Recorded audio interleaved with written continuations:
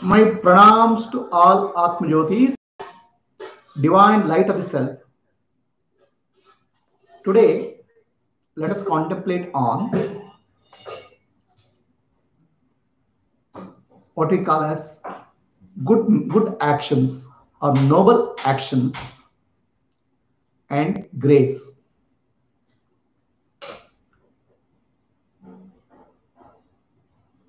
So noble actions are called Sukrati in Sanskrit. So let us contemplate on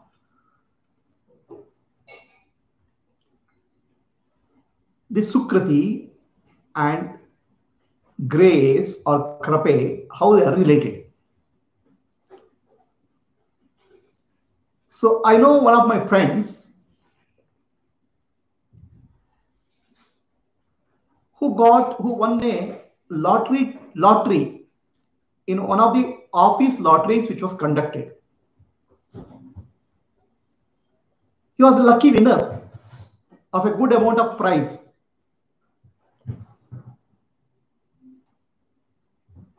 So we say how lucky he is.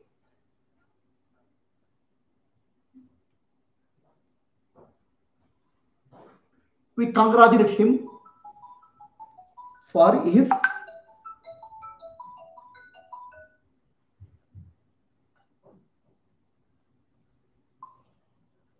luck in getting that prize. A strange thing, Sanskrit, one of the oldest languages in the world, has no word called luck. There's nothing called luck in Sanskrit. Luck is there in only English. The word luck appears as if something happened to him, or accidentally he got a prize. The word for luck in Sanskrit, the closest word, is called adrashta. So drashta means what you see. Adrashta means what you don't see. So he got a prize now. Why he got a prize, we don't see.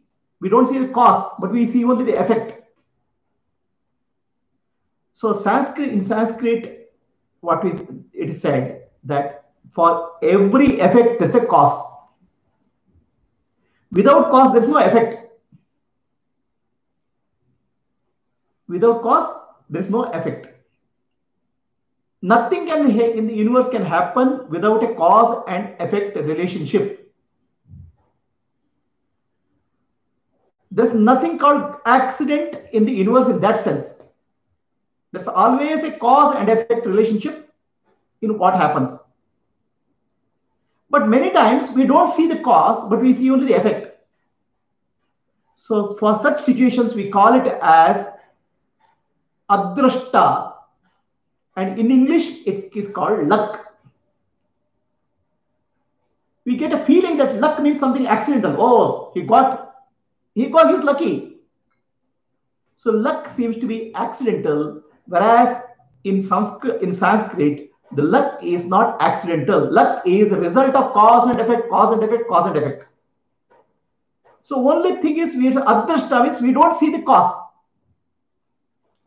What caused this luck? What caused this incident? We don't see. That's why it's called adrashta. So for example, I put a seed in the ground and I get a mango. The seed is adrashta, mango is the drashta. So similarly, everything happening in our life, what we call as luck, is called adrashta. Behind every adrashta, there's a drashta. There's some action which has happened, the cause which is there, which cannot be, or it can be before many lifetimes. So you give something to somebody, that money has to come back to you. It can come back after many lifetimes. So there is nothing called luck in Sanskrit, luck in spirituality. Everything is a law of cause and effect. Everything, there is an order. So the law of cause and effect is called law of karma. You do a good karma, something will happen to you. You do a bad karma, something will happen to you. When it will happen depends on circumstances. It can be in this lifetime or many lifetimes. It's like saying this good karma and bad karma, they're like fixed deposit in a bank. You put a deposit in the bank, after some time it matures. The depositing of a the good karma is like a good deposit in the bank. It will mature sometime in future. You don't know when, because you have forgotten. It may be one lifetime, next lifetime, many lifetimes. Sometime it matures, and when it matures, he got a lottery ticket. So Adrishta is getting. He has done some good karma in some lifetime. That's like a fixed deposit attached to mature at this point of time. The FD got matured. Do you understand the analogy? A good karma is like a bank FD, fixed deposit, and it matures at some time.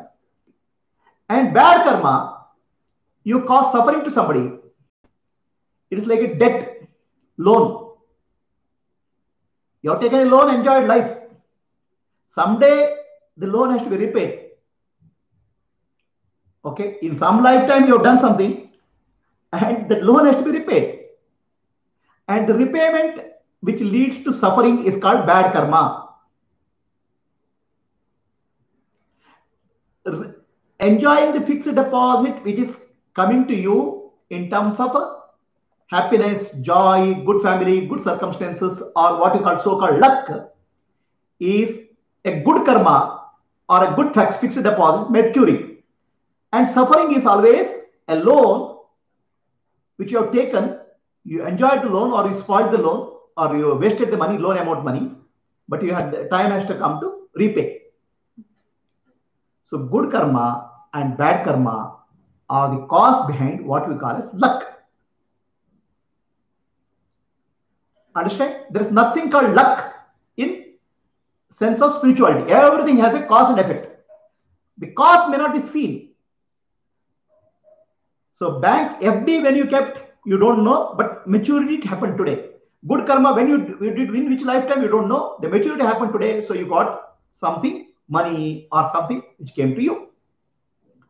Everything is a law of karma in operation. Now, the law of karma is always related to a horizontal movement in life. There are two movements in life: horizontal movement and a vertical movement. Horizontal movement and vertical movement are something you have to understand. So this you can call it as cross. There's a cross, a horizontal and a vertical. Horizontal movement keeps you bound to earth. You do some good karma, result will come, you'll enjoy. You do some bad karma, result will come, you'll enjoy. All this in the earthly plane, you're still tied up with the experience of good karma and bad karma. Both good karma and bad karma are bondages, because you have to take birth after birth, punarapi jananam, punarapi maranam, to experience the effect of karma. So good karma, you can call it as golden chain, and bad karma, you can call it as iron chain. Both good karma and bad karma tie you down to earthly plane. It's a horizontal movement. You understand what's horizontal movement? What keeps you bound to earth? Karmic cycle binds you in the earthly plane. So the karmic cycle is always called runa. The good word for English, in a good word in Sanskrit, is called runa, debt. What we owe to the society, environment, all those things are called debt. So to repay the debt, we have to keep taking birth. It's a transaction which is happening in the earthly plane, good karma and bad karma, papa and punya. Now, this peculiarity of this good karma and bad karma is you did a good karma, which will give you joyful situation, happy situation. And if you did a bad karma or papa, you have to experience the suffering because of that. Now, you cannot say, I will exchange. There is no exchange offer. Good karma and bad karma exchange offer. Exchange offer is only there in Amazon. Okay, karma, there's no exchange offer. I did a good karma, I'll did a bad karma, let me exchange this or let me cancel this. That's no such thing. Both of it has to be independently experienced. There's no exchange possible. There's no cancellation possible. So many people get worried. There's a point of time in their life when Saturn enters into their horoscope. It's called Sade Sat. A Shani comes into their horoscope. They are worried because Saturn period causes lot of suffering. In fact, the Sade Sat or Shani period is a good period for you because during that period, lot of debt which you have taken, bad karma, they'll get activated. Some of the bad karma is getting burnt. So Shani Maharaj is like a person who cleans your bad karma. So bad karma is piling up for a long period of time. Let me clean it up once in a while. That's what Shani Maharaj is. Typically, 3 times in our lifetime, the Shani period comes. 2 to 3 times, depending on when you are born. So 2 to 3 times, a good amount of bad karma or papa gets cleared up in your life. That's why some suffering comes in during Shani period. So you should welcome. So you should be really grateful to Shani Maharaj for cleaning up some of the pending bad karma, so that rest of the time you can enjoy good karma. But good karma and bad karma both are binding. Now there is another operation is there. Good karma and bad karma are transactions in the earthly plane. I give, I take. Like it's a debt and loan. But there is another thing, it's called Sukriti and Dushkriti, which is a vertical plane, not horizontal, which will uplift you from the earthly plane, which will free you from the bondage of karma. It's called Sukriti. Now, what is Sukriti and what is Dushkriti, we will contemplate today. So, karma is clear, no? Karma is give and take. It's an accounting system. Some activities which cause harm to others will result in a bad karma or papa. Some activity which helped others will help you good karma. But here, what is there is why helped others or somebody I caused suffering to others. There's a deep inner impression left. That inner impression is what leads you to bondage of karma. Now, Sukriti means what can you free you from karma?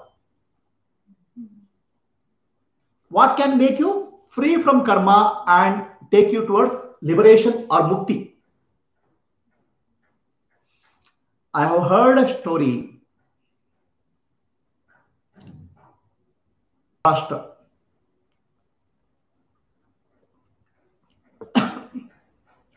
One beautiful temple was built.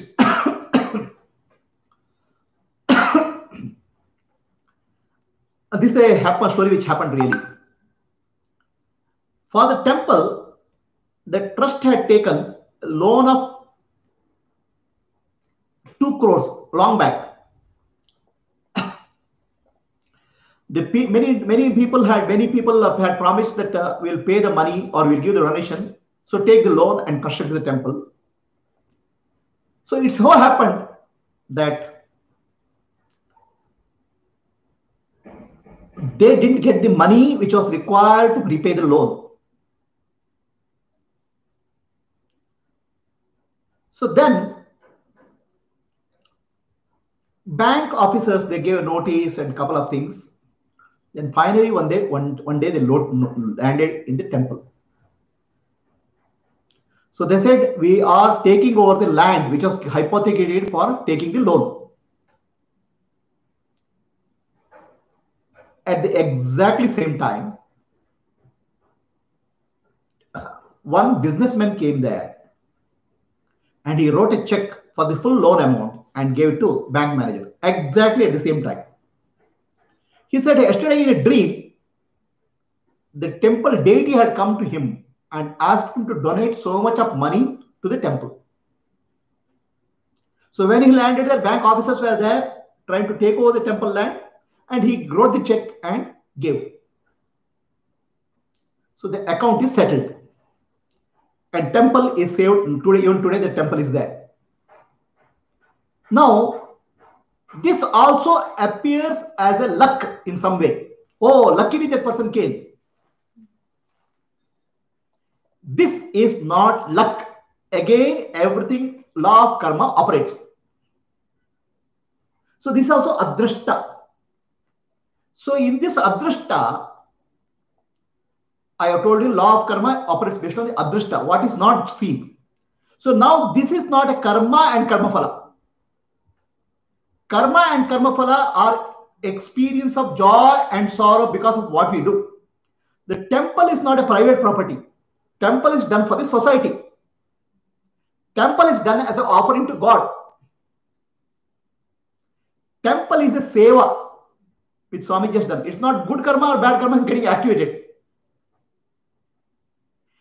What is getting activated is yadna phala. There is something called yadna. We'll see what it means. So there is some amount of good work which was done earlier, not for a selfish reason, but as a service, yadna. That yadna phala is also a bank deposit. That yadna phala as a bank deposit or deposit of good karma or actually good merit got activated, and the Swamiji got the right money right at the right moment, right time. It's again a yadna phala coming, yadna prasada coming. So now these acts which help us to uplift us, which helps us to purify us, they are called as sukrati and dushkrati, as against papa and punya, good merit and sin. Sukrati means what uplifts you, what purifies you, what elevates you to your mukti and enlightenment. Dushkrati is what binds you in life. So Sukrati has three things. Sukriti has Karma Yoga, Bhakti Yoga, Jnana Yoga, and Yajna. These three come under the category of Sukriti. Sukriti means what which will uplift us and purify us. Dushkriti comes under the category of what prevents you from taking Jnana Yoga, Karma Yoga, Bhakti Yoga, or when you put a block in the path of somebody in doing this. When somebody is trying to work for spiritual upliftment and you try to put a block, that comes under the category of Dushkriti. So is the difference between Sukriti and Dushkriti, good karma and bad karma, or Papa and Punya and Sukriti and Dushkriti clear? They are different. Papa and Punya are in the earthly plane, transactions, and they are binding you to for Punarapi Jana, Punarapi Marana. Good. Again and again you take a birth to experience Papa Punya. Whereas Sukriti and Dushkriti will help you to become free from the cycle of karma. Sukriti, not Sukriti, Dushkriti. Sukriti will help you to become free from the law of karma and uplift you and elevate you. So how does this happen? We'll understand. See, by birth, by nature, all living beings are under the force of Prakriti, nature. Do you see? Everything in the world is under the nature, Prakriti, force of nature. All animals, all birds, all living beings, including human beings, are under the force of nature. We are not conscious, we are mechanically operate, mechanically function. When you mechanically function, there's no evolution as such. It's a slow evolution. It's a very slow process of evolution. Millions of years will take. Okay, millions and billions of years will take place. All animals are programmed by nature. They don't have a choice to come out. What is the program? Three basic programs: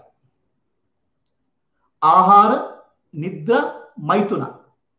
The food, sex, and sleep. Bhaya, fear. Bhaya, ahara, nidra, maithuna. Fear, sleep, sex, and food. Nobody has to teach anybody. Even the smallest of the ant also has this. And biggest, most evolved human being also has this. These four basic nature programs operate everywhere. Can anybody come out of this nature's programming? They are precisely operating. They operate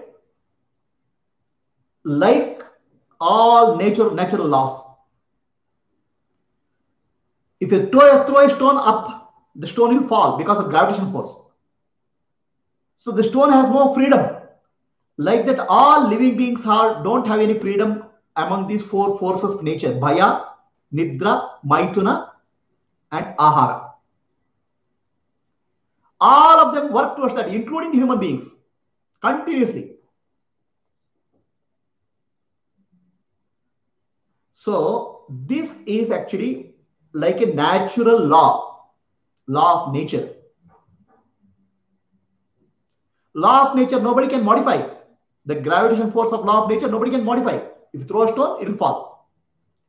So like that, there's a basic nature which operates among all living beings. Now, what can help you to get out of these forces of nature, uplift you, is called Sukriti. And the result which comes, what helps, the help which comes for that is called grace or krapa. So let us understand Sukriti and krapa, grace. So most of the human in the mechanical law of nature, prakritéhe kriyamanani gunaihi karmani sarvasha. All natural prakriti laws will follow. And naturally we are selfish there. The fear dominates our life. We are very selfish. In that selfishness, we will do only what is required for myself, me. So that's where you do kapapa and punya, good karma and bad karma. Whatever you do ultimately you do it for your benefit. You help somebody, called good karma. It's like giving a loan, right? When you give a loan to somebody, you always have an expectation it will come back to you. So whatever you do with the expectation of it to come back to you is called papa, punya. That will bind you. And by nature, we are selfish. How do you get out of the selfishness cycle? That's what is called Sukriti. How does it happen? The Sukriti many times happens unconsciously.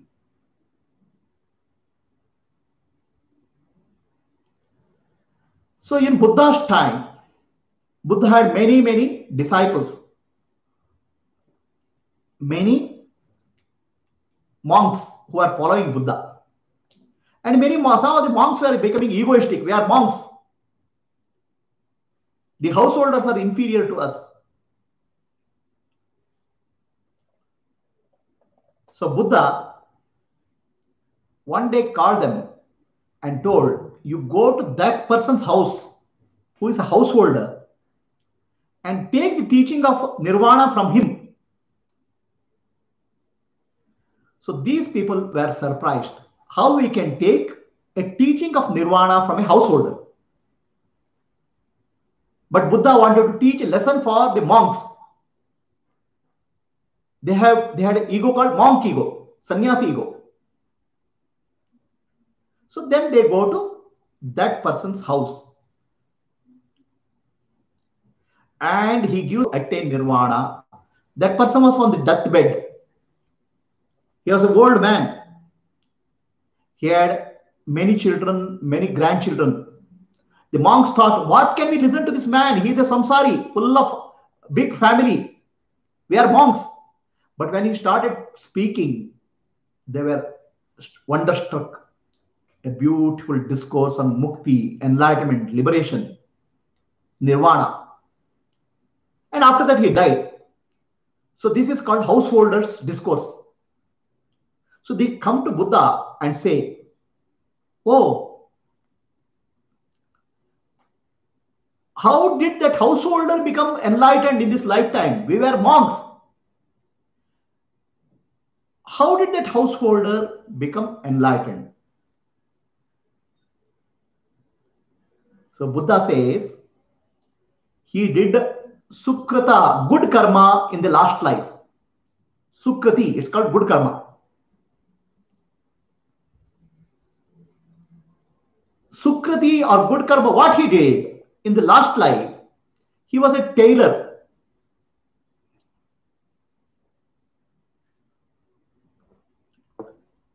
As a tailor, he has to keep stitching the cloths. For stitching the cloths, he used to keep a lamp in front of a Buddha statue. The Buddha of the earlier generation called Kashyapa Buddha. So every day he lights a lamp in front of Buddha statue and says, I also want to become like you.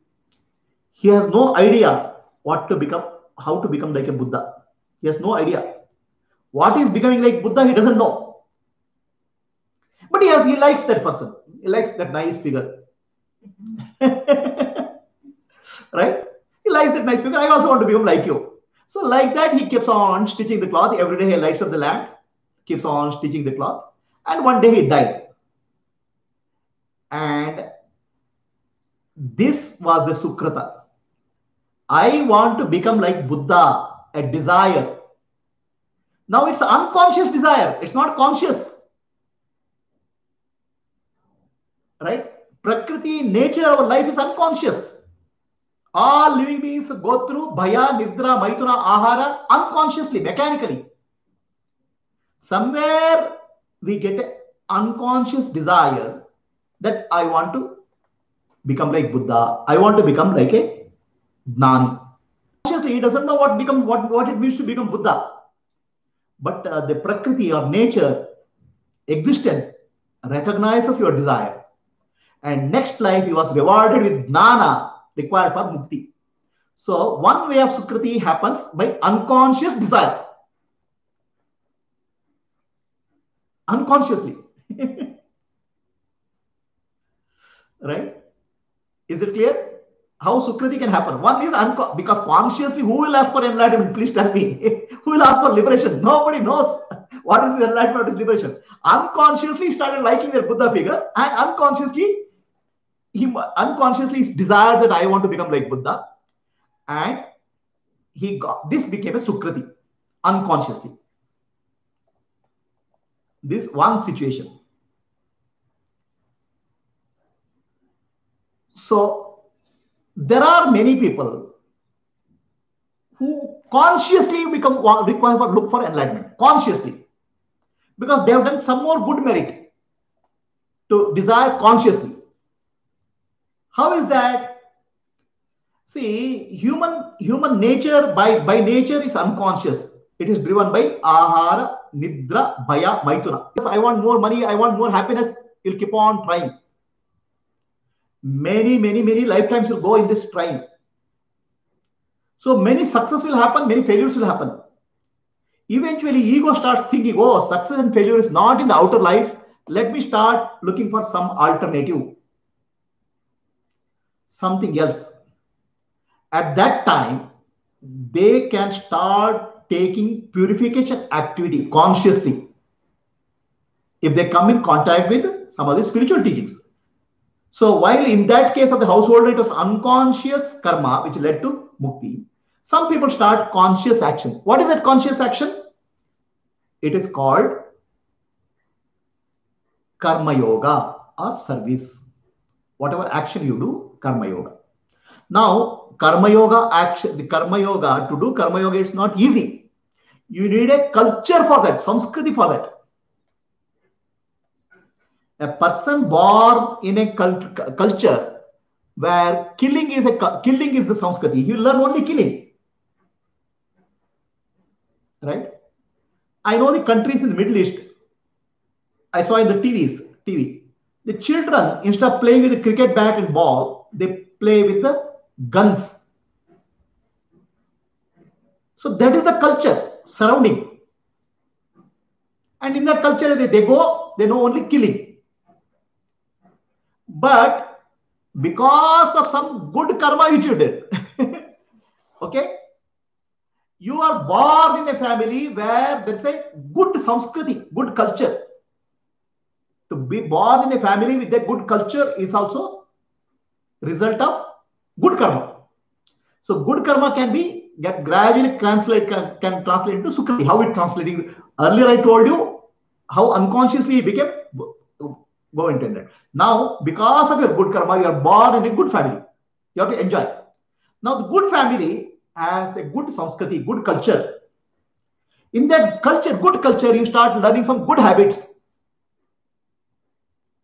These good habits will help you. And these good habits can become sukriti or karma which elevates you. So how does it happen? There is a story in Mahabharata. There was a sannyasi called Kaushika, a monk called Kaushika. He was doing meditation for many, many years. While he was meditating, after 12 years, he got a lot of siddhis or powers because of meditation, intense practices. One day, a crow sits on the branch and drops what you call as crow excreta on his head. He gets angry and looks at the crow, and crow gets burnt. So when crow gets burnt, he feels happy that he has got a good siddhi. Then he goes to one of the houses for bhiksha. So one of the householder woman, she's getting delayed in offering the bhiksha. After some time, she opens the door and offers the bhiksha. This monk Kaushika is angry. How come a woman can disrespect a tapasvi? He is angry at her. He looks at her. Then she looks at him and she understands what's going on in his mind. She smiles and says, "Oh, Kaushika, I am not a crow to be burned by your anger." Suddenly, Kaushika is surprised. How come this woman knows what is going on in my mind? Then he asks us, I have done tapasya for 12 years. I have not acquired this siddhi. How did you acquire this siddhi? You are a woman. She says, "Oh, Kaushika, I am a woman. I don't have an opportunity to become a monk and go to the forest. I have household duties. I converted those household duties into an offering to the God. Every activity I did to my husband, to the child, to the family members, I did as a service, as an offering to God. I did with the dedication. I don't get time for my household duties. I have a full time, lot of work. But every work I do, I offer to God as a service. And that work which is done as an offering to God becomes karma yoga. The karma yoga purifies. The karma yoga got purified me, and I got tremendous amount of wisdom. So any action we do, the duties we can convert into karma yoga. All our activities we can convert into karma yoga, and then when you convert into karma yoga, it becomes purification. It frees you from karma. It purifies your mind. Then it becomes sukriti, good merit. Sukriti takes you towards liberation, mukti. The Kaushika was very surprised. So our ancestors found that not all the people are fit for a life of a monk. You can do karma yoga wherever you are. A warrior like Arjuna, when he fights the war for dharma, it becomes karma yoga. Any duty we perform as an offering to God for purification, it becomes karma yoga.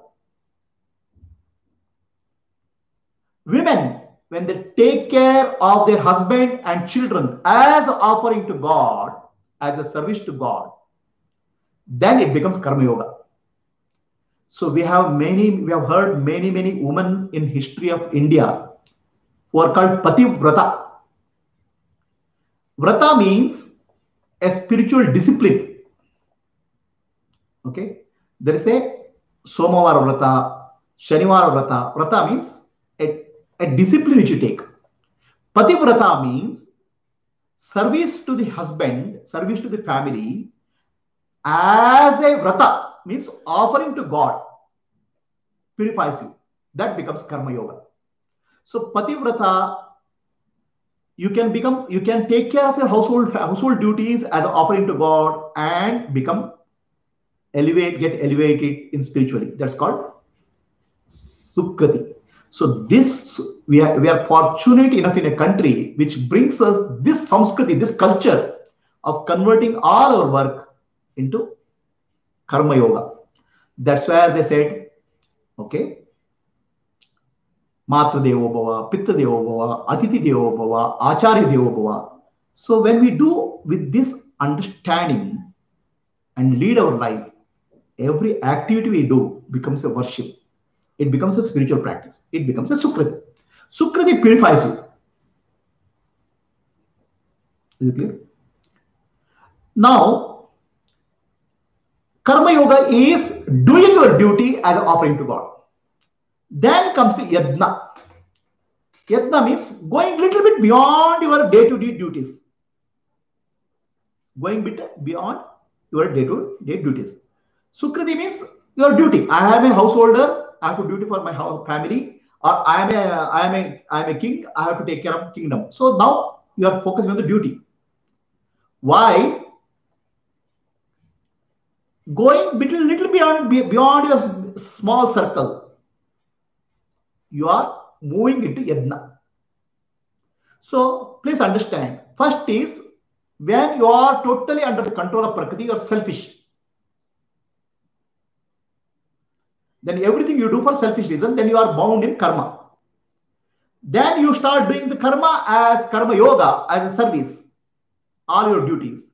Then you start becoming free from karma. That's unselfish acts, karma yoga. As a service. So then you go a little bit beyond your house, your family. Then you start doing yajna as an offering to the society, totality. There are different types of yajna: Deva yajna, Pitri yajna, Manushya yajna, Rishi yajna. Rishi yajna is understanding the teaching of Rishis, implementing in our life, and giving it back to the society. Yajna. Yajna is giving for growing. When you give something, you grow. When you teach, you grow as you grow, your understanding grows. So yajna is a process of giving to grow. When you teach somebody, the student benefits and the teacher benefits more. He grows. So our rishis prescribed next level of sukriti as yajna. You do a service to the society. You do some, you earn something and give back. So it's like this. If I earn 100 rupees, I can give 10 rupees to the society. If I earn 1000 rupees, I can give 100 rupees. So my ability to earn grows when I start giving. Grow to give is called yajna. So from kamya karma or selfish action, totally under the control of nature, you do good karma, bad karma, papa, punya. Then you start coming into karma yoga, actions as a service. Then you come to nishkama karma, okay, selfless service. Then you come to yajna karma. Yajna karma means now you are further growing.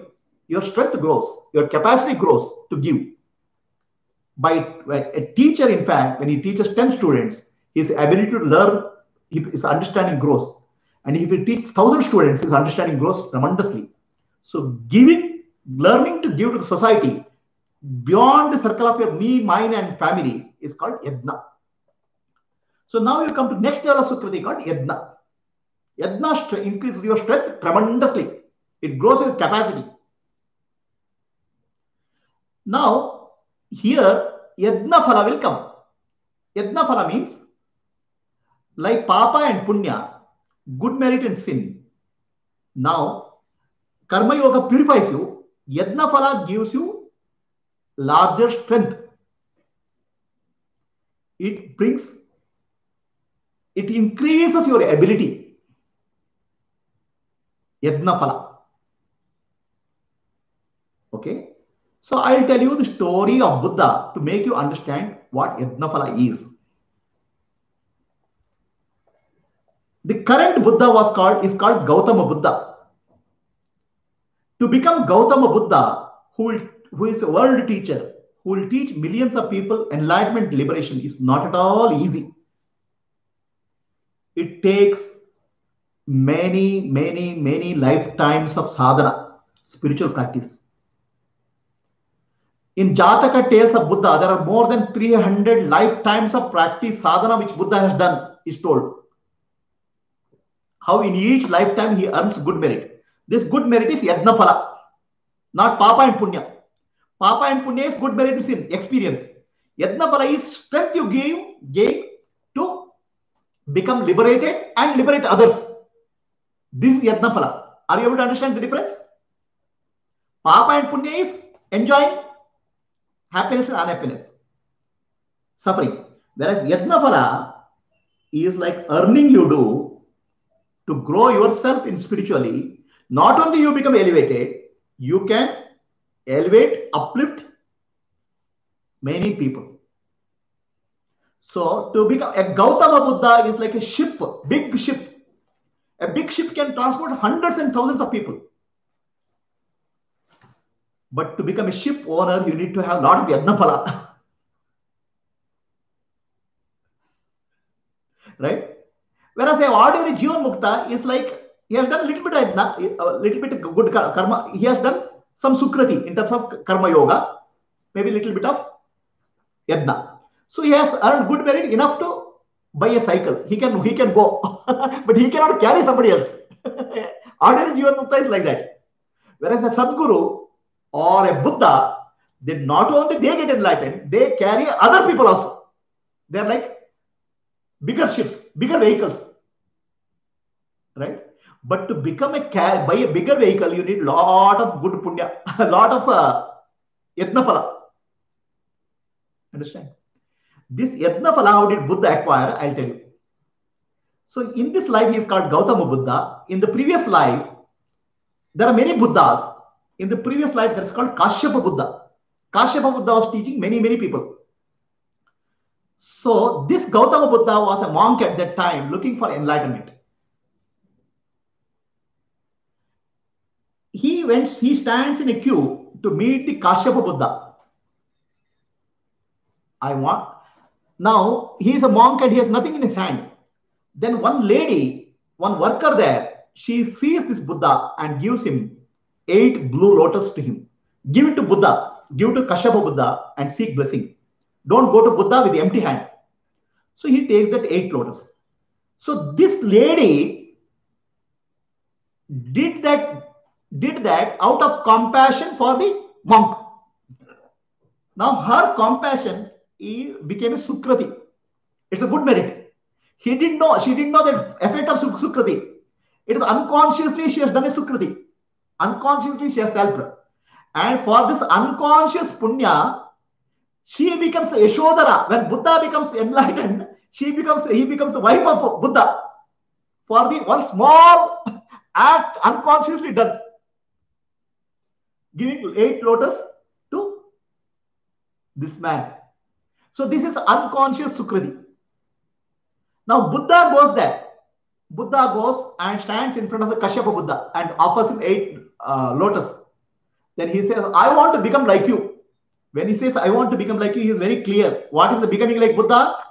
I want to become enlightened and I want to enlighten thousands and millions of people. So now this is conscious Sukriti, not unconscious. Okay. Then Buddha smiles, Kashyapa Buddha. You know how difficult it is? It is difficult. To become a Buddha, you have to work for 300 to 400 lifetimes, acquiring good merit. Not one lifetime. Are you ready? Buddha says, yes, I am ready. I want to take up that. So now he has committed himself for 300 or 400 lifetimes of hard work to become a Buddha. Okay, to acquire enough good merit. That good merit is Yadnaphala. He takes many lifetimes, many births. That you can read Buddha's Jataka tales, beautiful Jataka tales. In each lifetime, he does some good karma, and he doesn't enjoy that phala. That karma, he says, okay, keeps it. It gets accumulated. It's like lifetimes of the bank. You keep money, depositing money in the bank, and you don't encash it. That money will become a big, huge amount, compound interest. So Yadnaphala gets compounded. And when Buddha is born, when he is mature for becoming Buddha, the world teacher, all those, they are called parmis. Parmi means good merits. Okay. Yadnaphala will come to him. Now his actions become magnificent. He becomes a world teacher. Hard work of 300 to 400 lifetimes. Whereas to get a mukti, you don't have to work for so many lifetimes. Because you don't need so much of good punya. Because mukti is for yourself. Whereas to become a Sadguru or a Buddha, lot more merit is required. This is called Sukriti. Now, one interesting thing I think happens in Sukriti. So, Yadna you can do for Mukti, or Yadna you can do for higher level lokas. Okay. So, there are people who do Yadna. They don't take birth in the earth. So, they want to become administrators and controllers like IAS officers. So because of Yadnaphala, they take the birth as Indra or other devatas in the higher level lokas, where they get more power so that to do help more people. So Yadna is an attitude of service. The Yadna brings strength in you. Are we clear?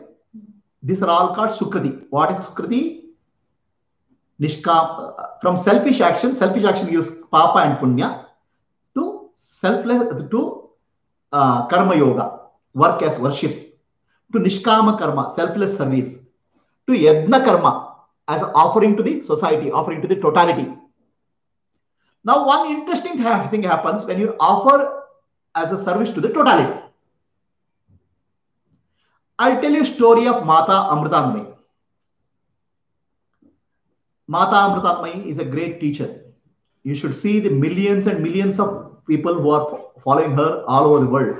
Wherever she goes, in whichever country, millions and millions of people follow.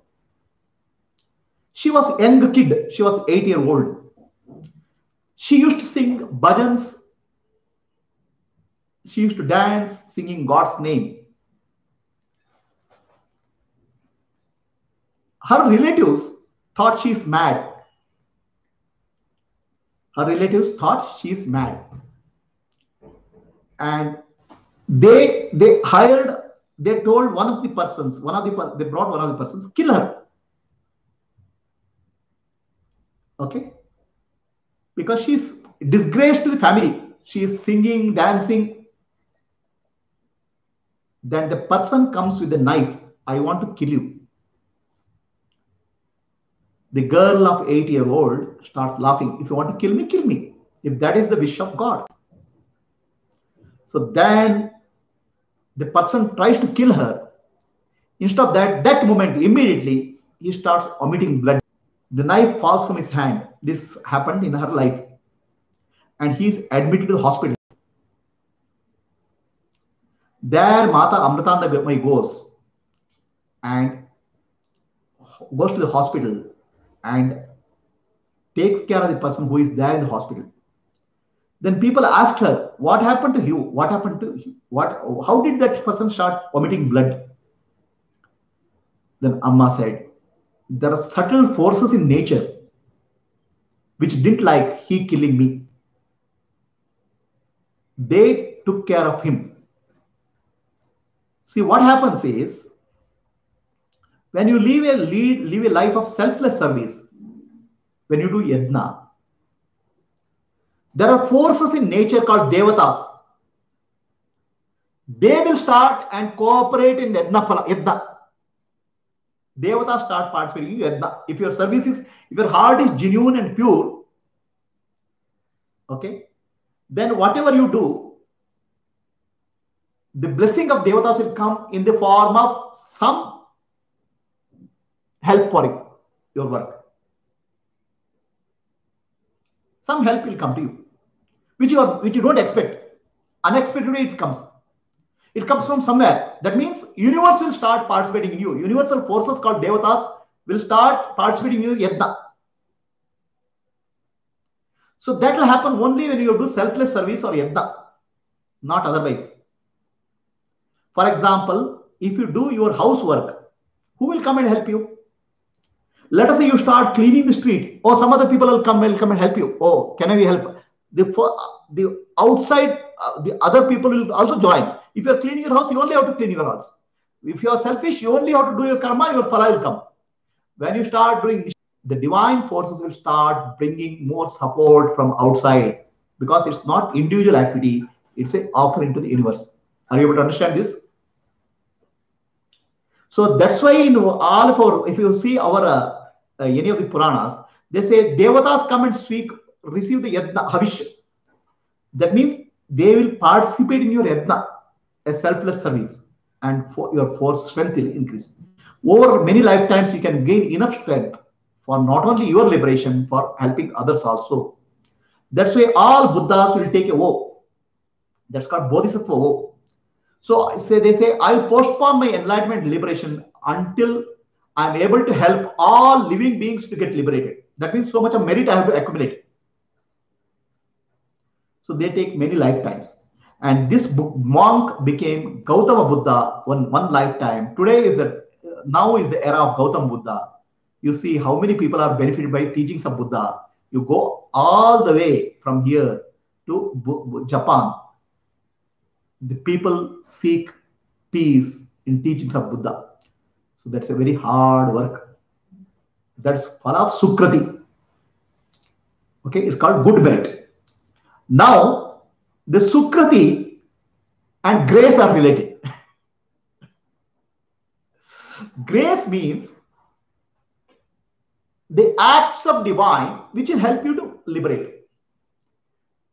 So grace is a support which comes from the universe to uplift you, to help you rise above.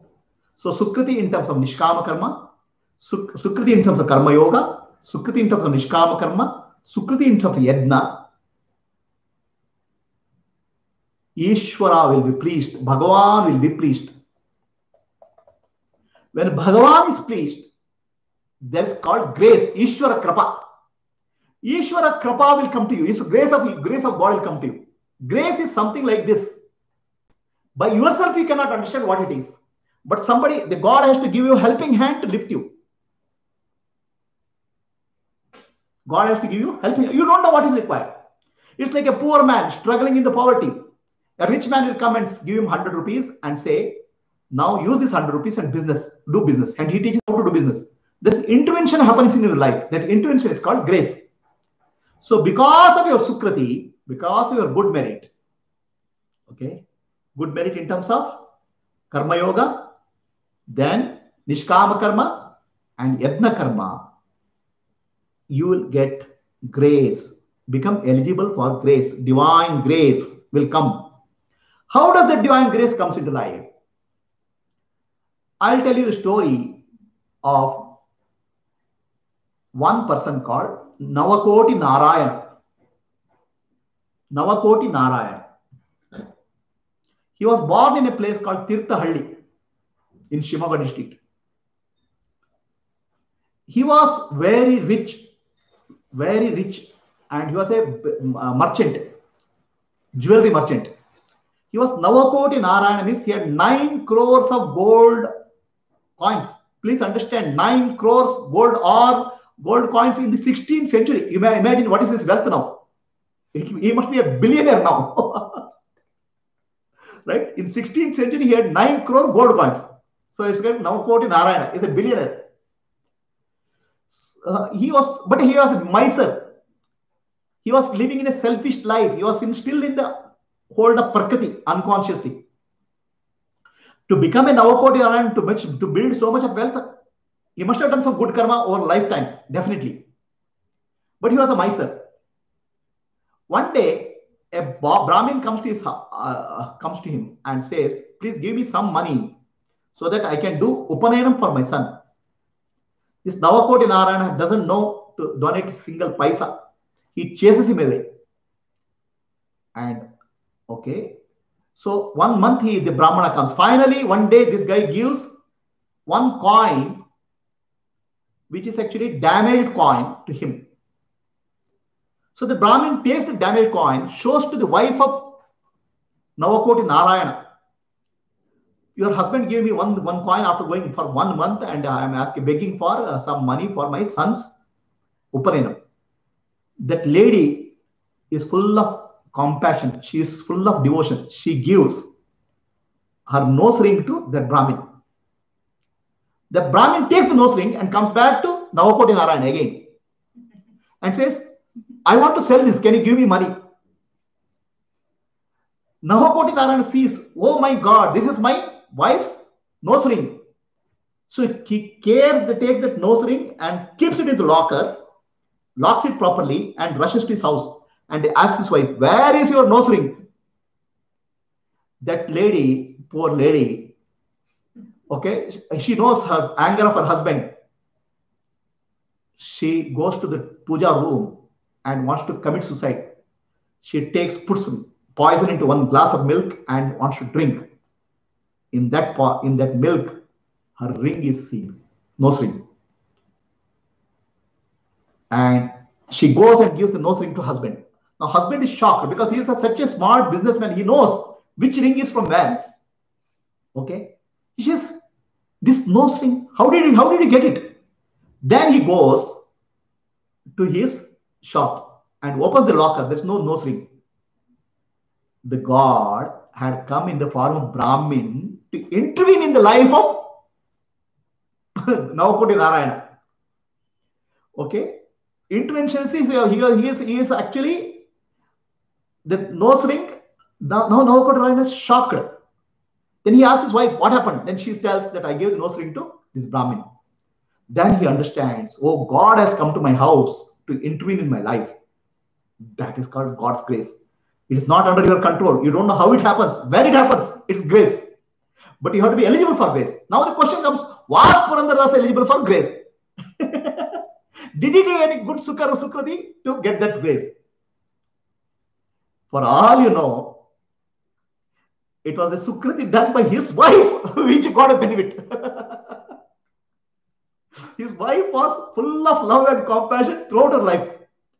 She kept on. She whatever she do, she kept she did service, charity with a pure heart. The Sukriti of wife came to Purandaradasa in the form of divine grace entering into this life. Not Purandaradasa, Navakoti Narayana. Okay. Why? Because the Sukriti of wife has to give a benefit to her. But to give a benefit to her, her husband has to be benefited, because both of them are to be benefited. So Sukriti of wife comes to Purandaradasa. Now the Purandaradasa suddenly he understands and he donates everything. The Navakoti Narayana donates everything and he becomes Purandaradasa. And he meets his guru, Vyasatirtha. Okay? And he becomes one of the great saints called Purandaradasa. He is the actually he is the father of Carnatic music. He has composed more than 1 crore bhajans and prayers. He gave a shape to Carnatic music. He realized God. So the intervention happened in his life. That intervention is called grace. You cannot expect how it comes. The intervention came because of his wife. That's why Purandaradasa has a song where he praises his wife. Because of his wife, he got all this grace. So the intervention comes from Ishvara's blessing, will come from the grace. Grace will help you to get a guru. He got a guru called Vyasatirtha. And then he got mukti. So how it happens is, Sukriti or good merit done many lifetimes will lead to grace of Ishvara, Bhagavan Kripa. The grace of Bhagavan Kripa will lead to Guru, a realized master. Realized master's grace is in the form of teaching. The teaching will lead to mukti or liberation. That's why it said, Ishvaro Guru Atmeti. Your Sukriti will lead to Ishvara, Ishvara will lead to Guru, Guru will lead to mukti in the form of teaching. This is how Sukriti, Ishvara, Guru and mukti. Now you understand the relationship between Sukriti and grace. Whereas good karma and papa, good papa and punya will lead to enjoyment. Whereas Sukriti will lead to grace. Grace will uplift you and liberate you. Sukriti and grace relationship you understood. Now we ask for grace. So you have to be eligible for grace. Some janma, something you have done, unconsciously or consciously makes you eligible for grace. That will take you a realized master. It is not Sri Shankaracharya says it's very, very difficult to get human birth. Very difficult to human birth. In human birth, it's very difficult to get a desire for liberation. It is very difficult to get desire for liberation. It is very difficult to come in contact with the Mahapurusha, a Gnani. So these are all very rare events. All these are not accidents.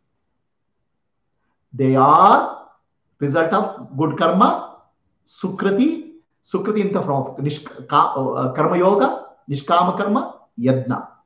So this is what is the understanding of Sukriti and Dushkriti. Now what is Dushkriti? Dushkriti is something which prevents you from doing, something which helps you, something which prevents you from liberation, mukti. So one person was in hell. He was going through suffering in hell. Okay. Intense suffering because of bad karma he has done. But the sage Narada finds that he has done one good karma, which makes me eligible for Swarga. So he says, because of your good karma, you can go to Swarga. Okay, you climbed this, you catch hold of this rope and climb to Swarga. And he drops a rope for him from Swarga for them to climb. So he starts climbing. Then seeing the rope, many other people in hell also start climbing. Okay. This guy doesn't like them. He says, I only have done good karma. You are not eligible for this. He starts kicking them. Okay. He starts kicking them. And in the process, he leaves that rope, and he goes into hell many millions of lifetime years. Dushkriti will push you further into bondage. Sukriti, even small amount of Sukriti can help you, open up you for grace, and help from divine beings or devatas can come in the work which you do in yajna, in Jnana yajna. Devatas can come. It is said that wherever Ramayana is sung, Hanumanji will come. So devatas will come and participate in your Jnana yajna. They will support you. So this we call as grace, and support coming from unexpected quarters is called grace. It's synchronicity. Support from unexpected corners, places for your yajna is because of devatas. They will help you in progress in your yajna. Whereas yajna phala, so this is the process of Sukriti. And now what happened to a Jnani after he dies? So Jnani has also good karma and bad karma. Okay, Jnani also has some good karma and bad karma. His Sukriti and Dushkriti. His Sukriti has taken him to liberation, but he has a vast storage of what you call Sanchita karma, Sanchita karma, which is that. Now Jnani's karma is abandoned. He has no longer, I'm not the doer. It's like your bank deposit is, you say, I don't want bank deposit. But Ishvara has to distribute that bank deposit. Ishvara has to distribute his good karma and bad karma, Sukriti and Dushkriti. A Jnani's Sukriti, remaining pending Sukriti, a Jnani's good karma will go to his disciples, Shishyas, in the form of teaching. So many generations of people will get benefited. That's why Buddha's teaching, Shankaracharya's teachings will come many lifetimes. So Sukriti and good karma of a Jnani or a Mahatma will go not only for this lifetime, it will go many lifetimes. What will happen is Dushkriti, this Dushkriti, or he has also done Dushkriti, he has also done bad karma. His bad karma will go and get distributed to people who created blocks in the path of spiritual journey in his lifetime. His good karma and bad karma, Sukriti and Dushkriti, also get distributed, because ultimately law of karma has to be maintained. That's why you have heard of Mantralaya, Sri Raghavendra Swamiji. Raghavendra Swamiji has done enough good karma. Raghavendra Swamiji has promised that those who come to Mantralaya for 900 years, all their desires will be fulfilled.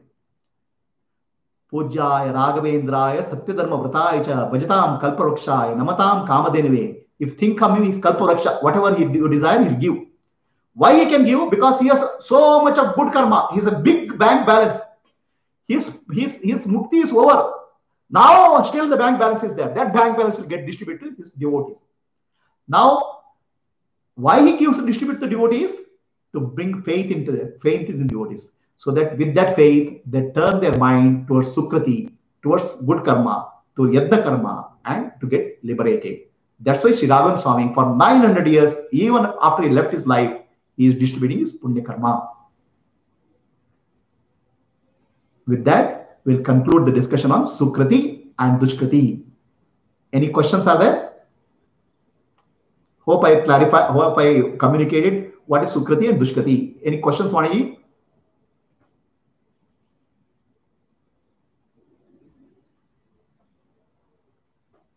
Hariom Prabhuji. Hariom Mani. Thank you for answering my question so beautifully. Clear? It's very clear. Okay. So. Thank you so much. Okay. Anybody else has any question?